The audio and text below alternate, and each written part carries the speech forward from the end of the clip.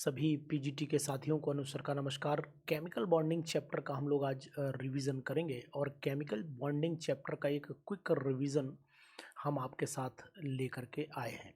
जो लोग पीजीटी की तैयारी करना चाहते हैं, जो लोग पीजीटी में इंटरेस्टेड हैं और जो लोग वाकई में पीजीटी प्रिपेयर करना चाहते हैं, पीजीटी को क्रैक करना चाहते हैं, पीजीटी के एग्जामिनेशन में पूरी सफलता चाहते हैं, तो फिर उनको ये क्लास आज की ज़रूर देखनी चाहिए। क्योंकि हम आज आपको बात करेंगे कि हमको क्या पढ़ लेना चाहिए पीजीटी केमिकल बॉन्डिंग के चैप्टर में। देखिए, एक्चुअल में केमिकल बॉन्डिंग में सिंपल सा हम लोग एक फंडा लेकर के चलते हैं कि पहले तो बॉन्ड को जान लेते हैं क्या होता है। तो बॉन्ड बताने की शायद मुझे ज़रूरत नहीं पड़ेगी कि बॉन्ड क्या होता है, नाम ही बहुत कुछ बताता है कि वाकई में केमिकल बॉन्ड है क्या।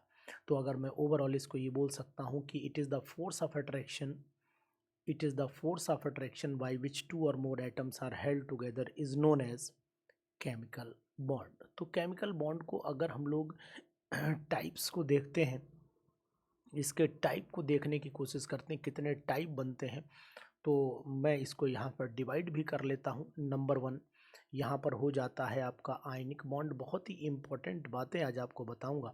यहाँ पर आयनिक बॉन्ड हो जाता है। और नंबर 2 पर चले आते हैं तो यहाँ पर आपका कोवेलेंट बॉन्ड हो जाता है, कोवेलेंट बॉन्ड हो जाता है। और इसी के आगे कंटिन्यूएशन में चलिए तो फिर आपका एक बॉन्ड और जनरेट हुआ जो इसी का टाइप बोला जाता है कोऑर्डिनेट बॉन्ड। क्या बोलते हैं इसे? Coordinate bond, coordinate bond. चलिए लिख लेते हैं यहाँ पर कोऑर्डिनेट बॉन्ड। रिवीजन भी मस्त हो जाएगा, प्रॉपर हो जाएगा। कोऑर्डिनेट बॉन्ड बन गया। और कोऑर्डिनेट बॉन्ड को एक नाम और दिया गया है, डेटिव बॉन्ड भी दिया है, डेटिव बॉन्ड भी इसको नाम दिया गया है। और इसके बाद आपको पता होना चाहिए एक बॉन्ड और भी सुना होगा जिसका नाम है आपका हाइड्रोजन बॉन्ड। और पहले मेटेलिक बॉन्ड बता देता हूँ। कोऑर्डिनेट के बाद इम्पॉर्टेंट बॉन्ड में आता है जिसका नाम है मेटेलिक बॉन्ड। तो यहाँ पर मैं लिख लेता हूँ मेटेलिक बॉन्ड। वीडियो बहुत इंपॉर्टेंट है, ज़रूर देखिएगा, आपको समझ में आएगा। उसके बाद आपका एक बॉन्ड और बचता है जिसका नाम है हाइड्रोजन बॉन्ड। तो थोड़ा सा आगे बढ़ा लेता हूँ और यहाँ पर लिख देता हूँ इसको हाइड्रोजन बॉन्ड। देखिए, इम्पॉर्टेंट ये है कि आखिरकार हमें किस में क्या चीज़ पढ़ लेनी चाहिए। ये चीज़ मैं आपको पहले बताऊं तो ज़्यादा बेटर है। देखिए, आयनिक बॉन्ड में हम लोगों को बहुत ज़्यादा नहीं, आयनिक बॉन्ड में हम लोगों को बॉर्न हैबर साइकिल पर फोकस। अब आइए तो पूछेगा नहीं कि NaCl में कौन सा बॉन्ड है, ये तो क्वेश्चन से नहीं आना। तो यहाँ पर हम लोगों को फोकस कर लेना चाहिए आयनिक बॉन्ड के अंदर बॉर्न हैबर साइकिल की। बॉर्न हैबर साइकिल, ये बॉर्न हैबर साइकिल जो है ये इस आयनिक बॉन्ड का एक इम्पॉर्टेंट टॉपिक बन जाता है। तो इसलिए सबसे पहले मैं आपको सलाह दूंगा कि यहाँ पर आप बॉर्न हैबर साइकिल में यूज़ होने वाली डिफरेंट टाइप्स की एनर्जी अगर आपने नहीं पढ़ी है तो ज़रूर पढ़िए बॉर्न हैबर साइकिल। अभी बताऊंगा, अभी आपको पहले मैं बात कर लेता हूँ कि मुझे क्या क्या, कौन से बॉन्ड में क्या क्या पढ़ लेना चाहिए। अब हम लोग बात कर लेते हैं कि बॉर्न हैबर साइकिल में जो डिफरेंट टाइप्स की एनर्जी होंगी। और दूसरी चीज़ है कि इसके जो फैक्टर्स होंगे, factors affecting the quad ionic bond, इसको भी हमें ध्यान देना है। फैक्टर्स अफेक्टिंग, यानी कि मैं यहाँ पर केवल फैक्टर्स को रिप्रेजेंट कर देता हूँ। Factors affecting ionic bond, ionic bond यानी कि कौन कौन से फैक्टर आयनिक बॉन्ड को अफेक्ट करेंगे, ये चीज़ भी हमें ज़रूर पढ़नी चाहिए। तो ये हो गया हमारा कौन सा बॉन्ड हो गया, ये हमारा हो गया आयनिक बॉन्ड। मतलब इसमें ये पढ़ना है, ये हमें पता लग गया। अब चूँकि भाई आपको क्वेश्चंस भी कराऊंगा, मैं इस तरीके से चल रहा हूँ, तो फिर इस पर आप थोड़ा सा सहयोगी करिएगा कि ये मेन मैं बढ़ा दूंगा, बाकी डिटेल आप एक बार पढ़ लीजिएगा। जो कोवेलेंट बॉन्ड है, कोवेलेंट बॉन्ड में सबसे ज़्यादा अगर इम्पोर्टेंट कोई चीज़ आती है तो कोवेलेंट बॉन्ड के अंदर सिग्मा और पाई बॉन्ड, साथ में उसकी हाइब्रिडाइजेशन। तो यहाँ पर मैं आपसे कहूँगा सिग्मा बॉन्ड को पढ़ लीजिएगा, सिग्मा बॉन्ड को पढ़ना है। और साथ में आपको हाइब्रिडाइजेशन जरूर पढ़नी है, हाइब्रिडाइजेशन, इसको भी आपको किसी कीमत पर नहीं छोड़ना है। तो यहाँ पर सिग्मा बॉन्ड को नहीं छोड़ना और यहाँ हाइब्रिडाइजेशन को नहीं छोड़ना। दोनों ही स्टार वाले टॉपिक है जहाँ से पीजीटी क्वेश्चंस देता है। देखिए उठाइए तो पीजीटी यहाँ पर भी आपको मिल जाएगा, पीजीटी का क्वेश्चन यहाँ से भी मिल जाएगा और क्वेश्चन इन दोनों से भी पीजीटी के मिलेंगे। अगर आपको मेरी बात पर ज़रा भी विश्वास आ रहा है तो मॉडल पेपर किसी भी कंपनी का हो उठा करके देखिए, आपको क्वेश्चंस मिलेंगे वहाँ पर। कोऑर्डिनेट बॉन्ड में अधिकतर ये एग्जाम्पल्स पर ज़्यादा फोकस किया गया है, तो यहाँ पर तो मैं एग्जाम्पल की बात करूँगा और एग्जाम्पल भी इस तरीके का पूछा गया है कि जिसमें कोऑर्डिनेट भी हो, कोवेलेंट भी हो, यानी किस तरीके के एग्जाम्पल्स पर यहाँ ज़्यादा फोकस कर दिया गया। तो इन पर एग्जाम्पल पर वाला क्वेश्चन देखिएगा। मेटेलिक बॉन्डिंग में जब जाते हैं तो मेटेलिक बॉन्ड में करेक्टर्स को बहुत ज़्यादा इंपॉर्टेंस दी गई है। तो यहाँ पर मैं करेक्टर की बात करता हूँ, यानी कि प्रॉपर्टीज़ की बात करता हूँ। करेक्टर्स को बहुत ज़्यादा फोकस किया गया है मेटेलिक बॉन्ड के अंदर। और हाइड्रोजन बॉन्ड के अंदर एक तो इनके कॉज ज़रूर पढ़ना है कि आखिर क्यों बनता है हाइड्रोजन बॉन्ड, इसको भी पढ़ना है, मैं बात करूँगा फ़िलहाल, लेकिन आप भी कॉज भी पढ़ना पड़ेंगे हमें, और साथ ही साथ इसके हमें जो है वो इन्हीं प्रॉपर्टीज़ भी पढ़नी पड़ेंगी हमें, इसकी प्रॉपर्टीज़ भी पढ़नी पड़ेंगी और इसके टाइप्स भी पढ़ने पड़ेंगे। तो यहाँ पर पूरे जिम्मेदारी के साथ हमें अपना काम करना पड़ेगा। कारण ये है कि ये अपने में एक इम्पॉर्टेंट टॉपिक है पीजीटीज़ के पॉइंट ऑफ व्यू से। तो यहाँ पर मैं लिख देता हूँ पीजीटीज़। ये पीजीटी के में एग्ज़ाम में खूब आया है, हालांकि क्वेश्चन तो यहाँ से भी आए हैं पीजीटीज़ में, अगर आप नोट कर पा रहे हो। मेटेलिक करेक्टर पे तो बहुत कम क्वेश्चंस आए हैं, इस चीज़ का भी आपको ध्यान देना पड़ेगा।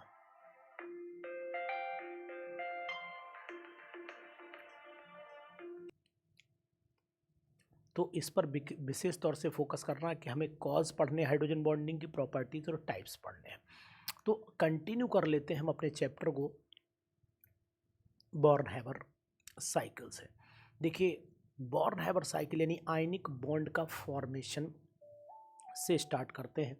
तो आयनिक बॉन्ड का यहाँ पर फॉर्मेशन आपको पता ही होना चाहिए। एक सिंपल सा एक एग्जांपल के साथ में मैंने यहाँ पर लिखा कि आखिरकार आयनिक बॉन्ड बनता कैसे है। अब यहाँ पर मैं आपको आयनिक बॉन्ड का ये तो बताऊंगा नहीं कि भाई ये होता है, तो मैं सिंपल सा कोई मेटल M ले लेता हूँ। ये M जो होता है वो अपने में से मान लीजिए कोई इलेक्ट्रॉन लॉस कर लेता है, तो ये M पर पॉजिटिव आ जाता है, और जो इसने लॉस किया है वो कोई दूसरा इलेक्ट्रॉन गेन कर लेता है। अगर गेन कर लिया तो उसके ऊपर फिर नेगेटिव आ गया। दोनों ने कंबाइन किया और कंबाइन करने के बाद इन्होंने एक कंपाउंड बनाया जिसका नाम है MX। इसी को हम लोग क्या बोलते हैं, आयनिक बॉन्ड। यानी कि इन दोनों के बीच में जो फोर्स ऑफ अट्रैक्शन यानी M पॉजिटिव और X नेगेटिव के बीच में जो एक फोर्स ऑफ अट्रैक्शन जनरेट हुआ, उसी फोर्स ऑफ अट्रैक्शन को हमने नाम दे दिया क्या, आयनिक बॉन्ड नाम दिया गया है। तो अब यहाँ पर एक्चुअल में क्या होता है, ये आयनिक बॉन्ड दिया किसने था। इस टाइप का बॉन्ड जो इलेक्ट्रॉनिक कंसेप्ट जो था आयनिक बॉन्ड का, किस साइंटिस्ट ने दिया था, उसका नाम भी आपको मेरे हिसाब से पता होना चाहिए। नाम है कॉजल, COSSEL कॉजल, और कॉजल ने इसको 1916 में दिया था। इस बात का भी आपको ध्यान देना पड़ेगा।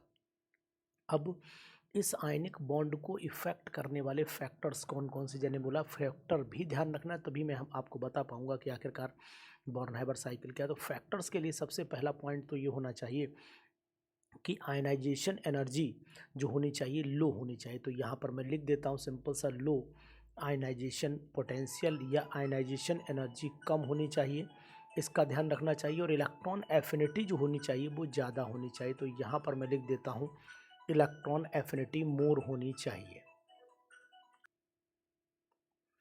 तो यहाँ पर लो आयनाइजेशन एनर्जी की बात थी हमारी, और दूसरी थी साथ ही साथ इलेक्ट्रॉन एफिनिटी की। तो यहाँ पर मैं इलेक्ट्रॉन एफिनिटी की अगर बात करता हूँ तो इलेक्ट्रॉन एफिनिटी हमारी कैसी होनी चाहिए, इलेक्ट्रॉन एफिनिटी हाई हो जाना चाहिए, तभी वो इलेक्ट्रॉन एक्सेप्ट करेगा। और यहाँ इलेक्ट्रॉन लॉस करना है तो फिर कम एनर्जी चाहिए, और वैल्यू मतलब हायर वैल्यू होगी इलेक्ट्रॉन को तो इजी फॉर्मेशन एनायन का हो जाएगा। तो यहाँ पर सिंपल सिर्फ बात मैं लिख सकता हूँ इजी फॉर्मेशन ऑफ कैटायन हो जाएगा। यहाँ इजी फॉर्मेशन हो जाएगा किसका, इजी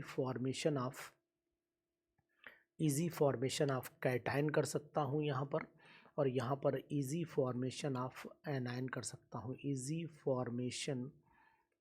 फॉर्मेशन ऑफ एनायन मैं कर सकता हूँ, इस बात का आपको ध्यान देना पड़ेगा, बहुत ही इंपॉर्टेंट है ये।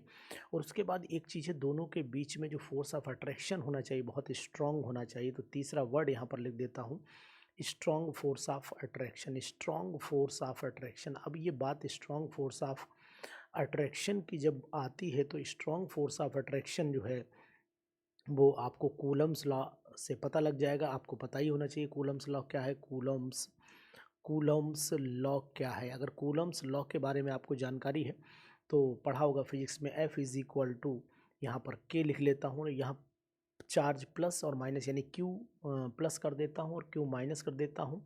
आप E भी रिप्रेजेंट कर सकते हो और यहाँ पर एप्सिलॉन नॉट, यहाँ पर एप्सिलॉन नॉट R स्क्वायर ले सकते हो। अब यहाँ पर ये K क्या है, ये आपका प्रोपोर्शनैलिटी फैक्टर मान सकते हो, प्रोपोर्शनैलिटी कांस्टेंट कह सकते हो यहाँ पर। और ये E क्या है, ये वो एप्सिलॉन नॉट क्या है, एप्सिलॉन भी लिख सकते हो, डाइलेक्ट्रिक कांस्टेंट है, मैं तो एप्सिलॉन नॉट लिखता ही हूँ। और यहाँ पर R पॉजिटिव आर नेगेटिव, अगर दो कैटायन आयन के बीच की डिस्टेंस अगर मान सकते हो तो ये आर ओवरऑल ले सकते हो, यानी कि आर इज इक्वल टू लिख सकते हो आर प्लस और प्लस आर नेगेटिव, दोनों रेडियस ऑफ कैटायन और एनायन के बीच का जो रेडियस है कैटायन आयन का, उन दोनों का रेडियस जोड़ दिया जाएगा। तो सिंपल सी बात है, जितना ज़्यादा फोर्स ऑफ अट्रैक्शन होगा उतना ही इलेक्ट्रोवैलेंट बॉन्ड ज़्यादा बनेगा, स्ट्रॉन्ग बनेगा। और जो फोर्स होगा वो इस चीज़ का भी रिप्रेजेंटेशन होगा कि उसके अंदर लैटिस एनर्जी कितनी होगी। तो फोर्स से ही लैटिस एनर्जी का डिसीजन किया जाता है, इस बात का ध्यान देना। फोर्स जो होता है, फोर्स से लैटिस एनर्जी का डिसीजन मिल जाता है। लैटिस एनर्जी, फोर्स से लैटिस एनर्जी का डिसीजन मिलेगा आपको, डिसीजन मिल जाएगा, इस बात का भी आपको ध्यान देना पड़ेगा। बहुत ही इंपॉर्टेंट आपको बात बता रहा हूँ। तो बॉर्न हैबर साइकिल आज पूरी हम समझेंगे, फिर आगे कंटिन्यू करेंगे इसी वीडियो के थ्रू। देखिए बॉर्न हैबर साइकिल क्या है, क्योंकि लेटेस्ट एनर्जी की जब बात आती है तो बॉर्न हैबर साइकिल अपने में बहुत ही इम्पॉर्टेंट पॉइंट बन जाती है। अब बॉर्न हैबर साइकिल को अगर मैं देखता हूँ तो यहाँ से पीजीटी अक्सर क्वेश्चन उठा लेता है और पीजीटी में ये बॉर्न हैबर साइकिल आ जाती है। तो latest energy, born Haber cycle एक दूसरे से कंसेप्ट, मतलब बॉर्न हैबर साइकिल में मेनली लेटेस्ट एनर्जी पर ही फोकस किया गया है। तो लेटेस्ट एनर्जी क्या है, सबसे पहले तो हमारा क्वेश्चन ही जनरेट हो जाता है कि what is the meaning of latest. यहाँ लिख देता हूँ लेटेस्ट एनर्जी। तो ये लैटिस एनर्जी क्या है, पहले तो आपको ये डिफाइन करके बताता हूँ कि लैटिस एनर्जी क्या है, फिर आपको बॉर्न हैबर साइकिल बताता हूँ। लैटिस एनर्जी वो अमाउंट एनर्जी का जो the amount of energy released when cations and anions are combined together to form a 1 mole of the solid, यानी कि जब वो एनर्जी, जब एक मोल सॉलिड बने तो जब कैटायन आयन कंबाइन करें तो एनर्जी रिलीज हो, उसी को हम लोग बोलते हैं क्या, लैटिस एनर्जी। तो यहाँ लिख देता हूँ the amount of energy the amount of energy released the amount of energy released when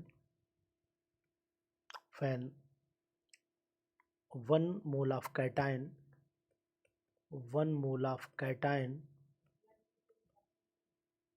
and 1 mole of 1 mole of anion combine together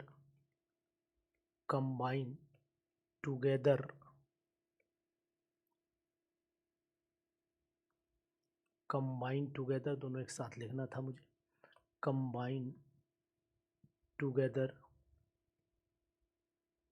to form 1 mole of solid, 1 मोल हमारा सॉलिड का बना देते हैं। ठीक है, तो ये चीज़ या सिंपल सी ये भी बोल सकते हो कि 1 मोल आयनिक बॉन्ड को तोड़ने के लिए जो एनर्जी की ज़रूरत पड़ती है उसको भी लैटिस एनर्जी बोलते हैं। ऐसे भी बोला जा सकता है, यानी कि 1 मोल सॉलिड को उसके आयंस में तोड़ने के लिए जो एनर्जी चाहिए होती है उसको भी हम लोग लैटिस एनर्जी के नाम से जानते हैं। तो और करके अगर लिखना चाहूँ तो the amount of energy required to break 1 mole of 1 mole of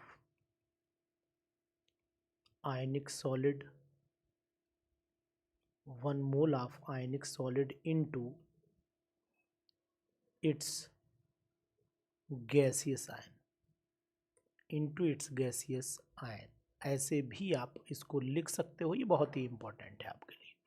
चलिए आगे बढ़ लेते हैं हम इसी सीरीज़ में। जैसे कि मान लीजिए सबसे पहले मैं आपसे ये बोलना चाहूँगा कि सपोज़ कर लेते हैं कि सोडियम की बात करता हूँ, तो सोडियम भैया जो है ये Na सॉलिड फॉर्म में है, और Na सॉलिड जो होता है इसको सबसे पहले हमें इस गैसियस स्टेट में कन्वर्ट करना पड़ेगा, तभी ये पॉसिबिलिटी है। तो गैसियस स्टेट में कैसे कन्वर्ट होगा सोडियम सॉलिड, तो ये चीज़ बहुत इंपॉर्टेंट हो जाती है, क्योंकि सोडियम सॉलिड फॉर्म में अगर है तो उसको फिर गैस में कन्वर्ट बहुत इंपॉर्टेंट है बदलना। तो सबसे पहले मैं ये सोडियम सॉलिड को गैस में कन्वर्ट करता हूँ, तो यहाँ पर एंथैल्पी ऑफ सब्लिमेशन लग जाएगी, तो मैं यहाँ लिख देता हूँ एंथैल्पी ऑफ सब्लिमेशन। सब लोग देख लीजिए ध्यान से, एंथैल्पी ऑफ सब्लिमेशन जब लगेगी तो सिंपल सा कहने का मीनिंग यहाँ पर ये है कि ये सोडियम सॉलिड जो है वो कन्वर्ट हो जाएगा किसमें, सोडियम गैस में। तो यहाँ पर सोडियम गैस में, तो द अमाउंट ऑफ एनर्जी यहाँ पर मैं बोल सकता हूँ, the amount of energy required to convert 1 mole of sodium solid into sodium gas में कन्वर्ट कर दिया इसे मैंने, तो यहाँ पर मैं सोडियम गैस फॉर्म में लिख लेता हूँ, और यहाँ डेल्टा एच सब्लिमेशन लिखा जाएगा। डेल्टा एच सब्लिमेशन इंपॉर्टेंट है, ये बात ध्यान दीजिए आप। ठीक, एक बात तो आपको ये करनी है। अच्छा, दूसरी चीज़ आपको ये भी ध्यान देना है कि जब ये गैस फॉर्म में आ गया तो हमें क्या चाहिए हुई, यानी कि यहाँ पर एंथैल्पी ऑफ सब्लिमेशन की रिक्वायरमेंट हुई। अब इस सोडियम को मैंने क्या काम किया, गैसेस फॉर्म से आयनिक फॉर्म में लाया, मैं Na पॉजिटिव फॉर्म में लाया जो गैस फॉर्म में था। तो यहाँ पर मुझे आयनाइजेशन एनर्जी की ज़रूरत पड़ी, तो the amount of energy required to convert 1 mole of the gaseous atom into gaseous ion is called ionization energy. Amount of the energy the amount of energy required to convert कर सकते हो, the amount of the energy आप required to release 1 electron from the, तो वो भी possibility, दोनों तरीके से आप इसको बोल सकते हो कैसी भी कंडीशन में। अमाउंट ऑफ एनर्जी रिलीज्ड बोलना चाहो तो रिलीज बोलिए, और आप रिक्वायर्ड बोलना चाहें तो रिक्वायर्ड। तो यहाँ पर तो वर्ड रिक्वायर्ड ही आएगा, the amount of energy required to change 1 mole of the sodium gaseous form into the sodium ionic form. ठीक है, तो एक मोल इलेक्ट्रॉन यानी एक इलेक्ट्रॉन को निकालने का हो या एक इलेक्ट्रॉन को निकालने के लिए जिस एनर्जी की जरूरत पड़ती है उसे आयनेशन एनर्जी कहते हैं। तो ये कई बार किसी तरीके से भी आप बोल सकते हो। अब ये हमारे पास में दूसरा कौन आया, दूसरी हमारे पास में क्लोरीन आ जाती है। अब क्लोरीन को मैं क्या कर लेता हूँ, क्लोरीन जो है सिंपल सा मैं यहाँ पर लिख देता हूँ Cl2, ये मैंने Cl2 लिख दिया। अब Cl2 में सबसे पहले तो मुझे इसका आधा करना पड़ेगा, तो यहाँ पर एंथैल्पी ऑफ डिसोसिएशन मुझे चाहिए होगी, तो यहाँ पर डिसोसिएशन एनर्जी कर देता हूँ मैं, डिसोसिएशन एनर्जी कर देता हूँ। तो ये Cl ये भी गैस फॉर्म में था, ये भी Cl गैस फॉर्म में है, ये लेकिन मॉलिकुलर फॉर्म में, ये एटॉमिक फॉर्म में है। तो यहाँ पर जो एनर्जी की हमें ज़रूरत पड़ रही है, अगर मैं इसके आगे हाफ लगा देता हूँ तो बिल्कुल एग्जैक्ट वैल्यू, यानी कि हमें एनर्जी आधी ज़रूरत पड़ेगी। तो यहाँ पर half into delta H dissociation मैं लिख सकता हूँ सिंपल तरीके से। इसको अगर मैं आयनिक फॉर्म में कन्वर्ट कर रहा हूँ यानी Cl माइनस में कन्वर्ट करता हूँ, तो यहाँ पर एनर्जी मुझे फिर क्या करना पड़ेगी, एंथैल्पी की जगह अब ये वर्ड, यहाँ पर एक नया टेक्निकल वर्ड आपको इलेक्ट्रॉन एफिनिटी या फिर इलेक्ट्रॉन गेन एंथैल्पी की बात हमें करनी पड़ेगी। तो यहाँ पर अमाउंट ऑफ एनर्जी रिलीज्ड हो जाएगी, तो ये हो गया electron gain enthalpy, electron gain enthalpy हो जाएगी। और इलेक्ट्रॉन गेन एंथैल्पी जो है वो आप लिख सकते हो ई से भी लिख सकते हो, यानी ये वर्ड ई, इस तरीके से ई का वर्ड भी आप कह सकते हो। ये बात आपको ध्यान देनी पड़ेगी, बहुत ही इम्पोर्टेंट है इलेक्ट्रॉन गेन एंथैल्पी में। चलिए अब दोनों भैया कंबाइन हो जाएंगे, जब ये दोनों कंबाइन हो जाएंगे तो दोनों कंबाइन होने के बाद क्या बनाएंगे वो आपको पता ही है कि ये NaCl बना लेंगे। तो अमाउंट ऑफ एनर्जी यहाँ पर क्या होगी, रिलीज नहीं होगी, हाँ यहाँ पर रिलीज होगी। The amount of energy release, जब यहाँ पर मैंने यहाँ रिक्वायर्ड होगा, देखिए मैंने ऊपर तो कहीं नहीं उल्टा लिख दिया, ध्यान दे देता हूँ, the amount of energy release लिखा है। ठीक है, तो यानी कि अमाउंट ऑफ एनर्जी जब रिलीज होगी तो यहाँ पर डेल्टा यू जो है वो नेगेटिव में आ जाएगा, यानी ये लैटिस एनर्जी होगी वो नेगेटिव हो जाएगी। तो लैटिस एनर्जी जो है वो क्या लिखी, नेगेटिव लिखी। क्यों नेगेटिव लिखी, रिलीज हो रही है। ये सॉलिड फॉर्म में बन गया, तो इससे भी मैं डायरेक्ट दिखा सकता हूँ और ऐसे भी दिखा सकता हूँ। दोनों कंडीशंस मैंने यहाँ पर बनाने की कोशिश की है। ये पॉजिटिव है, ये नेगेटिव है। तो अब लैटिस एनर्जी को अगर आप देखना चाहें ओवरऑल अगर लैटिस एनर्जी का कंसेप्ट निकालने की कोशिश करें तो फिर क्या पॉसिबिलिटी होती है। यहाँ पर देखिए lattice energy delta U is equal to, सबसे पहले हमने डेल्टा एच सब्लिमेशन इसमें यूज़ किया, उसके बाद हमने इसको आयनाइजेशन एंथैल्पी का यूज़ किया, फिर हमने इसमें half into delta H dissociation का प्रयोग किया, फिर माइनस इसमें इलेक्ट्रॉन गेन एंथैल्पी मैं कर सकता हूँ, यानी कि ये कर सकता हूँ इलेक्ट्रॉन एफिनिटी, और तब ये टोटल जो आएगा वो आंसर हमारा किस में आना चाहिए, नेगेटिव में आना चाहिए। इस बात का ध्यान देना पड़ेगा, तब लैटिस एनर्जी का कंसेप्ट हमें समझ में आएगा। तो लैटिस एनर्जी में बोर्न-हाइमर साइकिल इस बात का एक्सप्लेनेशन देती है कि how can you form the one mole of the ionic solid from its ions, gaseous ion से आप क्रिस्टल लैटिस कैसे बनाते हैं। तो एक चीज़ आपको ध्यान देनी पड़ेगी, स्टेबल जो इलेक्ट्रोवेलेंट कंपाउंड है उसमें जो डेल्टा एच है वो नेगेटिव है, ठीक है। और डेल्टा एच नेगेटिव जो है वो इस बात को फॉलो करेगा कि heat of sublimation, heat of ionization energy कम होनी चाहिए और हीट ऑफ डिसोसिएशन कम होनी चाहिए, लेकिन इलेक्ट्रॉन एफिनिटी ज़्यादा होनी चाहिए, तभी तो आंसर जो है वो नेगेटिव आएगा। उससे पहले आंसर नेगेटिव नहीं आ सकता है, तो इस बात का ध्यान देना पड़ेगा। यहाँ पर मैं इम्पोर्टेंट करके ये पॉइंट आपको लिख करके बता भी रहा हूँ और दे भी रहा हूँ कि फॉर स्टेबल इलेक्ट्रोवैलेंट बॉन्ड, यहाँ नोट कर लो फॉर स्टेबल, ये आ सकता है क्वेश्चन पीजीटी में, for stable electrovalent bond, for stable electrovalent bond delta H formation, हाँ, delta H formation must be negative होना चाहिए, है। और ये सब मतलब वैल्यूज़ कौन कौन, डेल्टा एच फॉर्मेशन जो है मस्ट बी नेगेटिव लिख दो, यहाँ मस्ट बी नेगेटिव कर दो, एक तो काम ये कर लो। और ये बात और भी ध्यान देनी कि कंडीशंस ये डेल्टा एच फॉर्मेशन के नेगेटिव कब आएंगी, कंडीशंस क्या है, वो कंडीशंस भी आपसे एग्ज़ाम में पूछी जा सकती। तो कंडीशंस में चलिए, पहली कंडीशन क्या है, लोअर, यानी कि लो कर दो, लोअर पूरा लिख सकते हो, lower heat of sublimation, lower heat of sublimation. तो लोअर हीट ऑफ सब्लिमेशन हो गया, दो भाई लो हीट ऑफ सब्लिमेशन हो, उसके बाद लो आयनाइजेशन एनर्जी हो, ये भी कम होनी चाहिए, आयनाइजेशन एनर्जी कम का मतलब प्लस में ही हो। और तीसरा पॉइंट है जो है लो, ये वाली डिसोसिएशन, तो यहाँ पर लोअर डिसोसिएशन एनर्जी मैं लिख देता हूँ, लोअर डिसोसिएशन एनर्जी हो गई आपकी। और उसके बाद फोर्थ में आ जाओ, हाइयर इलेक्ट्रॉन एफिनिटी, ये वाली नेगेटिव वैल्यू ज़्यादा हो, तो यहाँ पर लिख देता हूँ हाइयर हो गया आपका इलेक्ट्रॉन एफिनिटी, ज़्यादा इलेक्ट्रॉन एफिनिटी होनी चाहिए। और पांचवा important point, high lattice energy होनी चाहिए, हाई लैटिस एनर्जी निकले तो तभी लैटिस एनर्जी हाई आएगी। तो ये स्टेबल कंडीशन की मैंने आपको कंडीशन मतलब ये बता दी कि कंडीशंस ये होंगी तभी इलेक्ट्रोवैलेंट बॉन्ड जो है वो बहुत ज़्यादा स्टेबल बनेगा, अदरवाइज स्टेबल नहीं बन पाएगा। ठीक, इसका ध्यान देना। तो आयनिक कंपाउंड क्या होते हैं, वो क्रिस्टलाइन सॉलिड होते हैं, ये सब चीज़ें नॉर्मल है, पढ़ लीजिएगा। तो ये चीज़ आप ध्यान दीजिए। आज हमने आपको सिंपल वे में बोर्न-हाइमर साइकिल का एक्सप्लेनेशन बताया। बोर्न-हाइमर साइकिल में बताया कि इलेक्ट्रोवैलेंट बॉन्ड के लिए बोर्न-हाइमर, इस मजबूत इलेक्ट्रोवैलेंट बॉन्ड के लिए बोर्न-हाइमर साइकिल की कंडीशंस क्या होती हैं, इस बात का विशेष ध्यान दीजिएगा। इस पर क्वेश्चन भी आ सकता है और कब कौन चीज़ घुलेगी कब नहीं घुलेगी इसकी बात भी हम आपसे कर लेते हैं।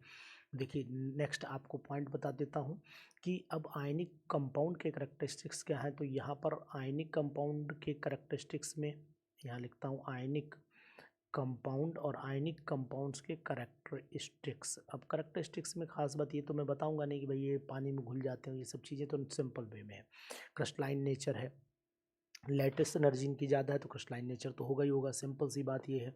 मेल्टिंग पॉइंट बॉइलिंग पॉइंट ज़्यादा होगा क्योंकि स्ट्रॉन्ग इलेक्ट्रोवैलेंट बॉन्ड है। और इलेक्ट्रिकल कंडक्टिविटी जो होगी वो सॉलिड स्टेट में बहुत कम होती है क्योंकि वो फोर्स ऑफ अट्रैक्शन के थ्रू बटे रहते हैं। और अगर हम उसमें तो पानी डाल दें, एक्वस कर लें, मेल्ट कर दें तो ज़्यादा हो जाती है क्योंकि सिंपल सी बात है वो आयंस में ब्रेक हो जाते हैं। अब सॉलिबिलिटी की अगर बात आती तो मैंने बोला सॉलिबिलिटी क्या होगी, आयनिक में डिज़ोल्व हो जाएंगे। तो अब मेन बात है कि आखिरकार सॉलिबिलिटी जो होती है वो जनरली सॉलिबल हाई, जिनका डाइलेक्ट्रिक कांस्टेंट जो होता है वो हाई होता है, उनमें ये घुल जाते हैं। तो यहाँ पर ये नोट करने वाली बात ये होगी कि आयनिक कंपाउंड्स, यहाँ लिख देता हूँ, ionic compounds are soluble, ionic compounds are soluble in solvents having high dielectric constant, high dielectric constant। इसमें जिसका डाइलेक्ट्रिक कांस्टेंट हाई होता है उसी में ये घुल जाते हैं। अब जैसे पानी हो गया, तो अगर लाइक वाटर लिखना चाहो तो मुझे उम्मीद है यहाँ लिख सकते हो, लाइक वाटर लिख दो, कोई दिक्कत नहीं आएगी आपको। एक चीज़ तो ये ठीक है। दूसरी चीज़ ये है कि अगर सॉल्वेशन एनर्जी है ना, सॉल्वेशन एनर्जी ज़्यादा हुई और लेटेस्ट एनर्जी कम हुई तभी तो घुल पाएगा उसे। तो यहाँ पर एक वर्ड ये क्वेश्चन बना सकता है कि सॉल्वेशन एनर्जी जो है, सॉल्वेशन एनर्जी ज़्यादा होनी चाहिए जबकि लेटिस कम होगी तभी तो बॉन्ड टूटेगा। लेटिस एनर्जी जो है वो कम होगी तो खट से बॉन्ड टूट जाएगा और वो चीज़ सॉल्वेशन एनर्जी उसे घोल देगी, किसके अंदर, पानी के अंदर घोल देगी। तो सॉल्वेशन एनर्जी हमेशा उनके कैटायन एनायन के साइज पर निर्भर करती है, ये बात भी ध्यान देना। तो यहाँ लिख देता हूँ, सॉल्वेशन एनर्जी जो होती है, सॉल्वेशन एनर्जी किस पर डिपेंड करती है, depends on, solvation energy depends on the size of cations and anions, cations and anions. ये कैटायन और एनायन के साइज पर निर्भर करती है, इस बात का ध्यान दीजिएगा, बहुत ही इम्पॉर्टेंट है। तो ग्रेटर द, यानी कि अगर बोले small the size of anion, ion का जितना साइज स्मॉल होगा उतना ही सॉल्वेशन एनर्जी उनकी ज़्यादा हो जाएगी, ये बात आप ध्यान दीजिएगा। तो मैं बोलूँ अगर relative size of the ion बोलूँ तो ज़्यादा बढ़िया, relative size of ion on the relative, यहाँ रिलेटिव वर्ड जोड़ देता हूँ तो मुझे लगता है ज़्यादा बेटर रहेगा। तो solvation energy depends on the relative size of cation and anion. तो जितनी ज़्यादा सॉल्वेशन एनर्जी होगी उतना ही आसानी से किसी चीज़ को घोलेगा, या ऐसे बोल सकते हो सॉल्वेशन एनर्जी जितनी ज़्यादा होगी उतना ही डाइपोल डाइपोल इंटरेक्शन जो होगा वो ज़्यादा हो जाएगा, इस बात का भी ध्यान दीजिएगा। तो सिंपली सब एक दूसरे से जुड़े हुए होते हैं। और आयनिक कंपाउंड जो होते हैं वो नॉन डायरेक्शनल भी होते हैं, ये क्वेश्चन भी कहीं ना कहीं आ सकता है। जितने भी आयनिक जो बॉन्ड होता है ये नॉन डायरेक्शनल होता है, इसको ध्यान कर नोट कर लीजिए, नॉन डायरेक्शनल होता है, इसकी कोई डायरेक्शन नहीं होती है। तो ये नॉन डायरेक्शनल में चला गया, एक बात तो ये ध्यान दीजिएगा। और दूसरी जो आयनिक कंपाउंड होते हैं उनमें आइसोमॉर्फिज्म भी होती है, तो ये पॉइंट भी कहीं पर नोट कर दीजिए कि आयनिक कंपाउंड जो होते हैं, आयनिक कंपाउंड जो होते हैं वो एक प्रॉपर्टी शो करते हैं कंपाउंड्स जिसका नाम है आइसोमॉर्फिज्म। आइसोमॉर्फिज्म, अब आइसोमॉर्फिज्म जो है वो क्या है, देखिए आइसोमॉर्फ्स क्या होते हैं, आयनिक कंपाउंड जिनके सिमिलर क्रिस्टल फार्मूला बन जाए, जैसे कि मान लीजिए मैंने बनाया ZnSO4.7H2 एक बनाया, और एक बनाया मैंने MgSO4.7H2, तो ये एक दूसरे के आइसोमॉर्फ्स हैं, compounds having the same number of the water molecule, same structure होने, यानी सिमिलर क्रिस्टल स्ट्रक्चर बोल सकते हैं। तो यहाँ लिख देता हूँ सिमिलर क्रिस्टल स्ट्रक्चर। तो ये बात आपको कैसी लगी ज़रूर बताइएगा। इसी के साथ मैं आपको लगातार वीडियोस देता रहूँगा, कुछ समस्याओं के बस नहीं दे पा रहा था, लेकिन फ़िलहाल आप वेट करिएगा, वीडियो आपको ज़रूर मिलेगी। प्रॉपर वे में आप पढ़ाई करते रहिए, हमारे साथ बने रहिए, हम आपकी पढ़ाई का विशेष तौर से ध्यान रखेंगे। Thank you.